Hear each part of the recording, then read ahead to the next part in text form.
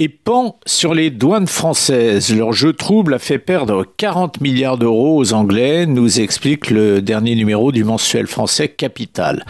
L'affaire tourne autour des droits d'accise. Ce sont des taxes prélevées principalement sur les boissons alcoolisées et ces taxes doivent être payées dans le pays où cet alcool est vendu. Ces taxes, loin de là, ne sont pas les mêmes partout. Alors, un trafic énorme s'est donc organisé autour du paiement de ces taxes à l'initiative de puissantes mafias britanniques. On essaye d'être simple.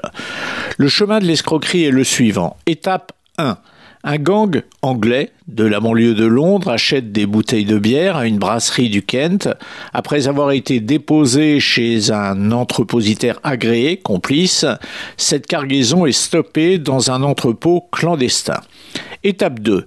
Un membre du gang traverse la Manche pour transmettre les documents administratifs à un second dépositaire complice, installé lui en France. Étape 3. Ce dépositaire remet les documents administratifs à la douane de Calais pour payer les accises au taux français qui est très inférieur au taux anglais. Et c'est là que le bas blesse. La douane française encaisse sans vérifier que la cargaison se trouve bel et bien sur le territoire français et de ce fait, elle lèse, sans le savoir ni évidemment le vouloir, la douane britannique. Chaque camion transportant des palettes de bière rapporte à l'instigateur de cette escroquerie la somme de 21 000 euros, ce qu'il aurait dû débourser en plus en respectant la loi. La cargaison d'un camion de bière génère 3 000 euros de taxes en France et 24 000 en Grande-Bretagne.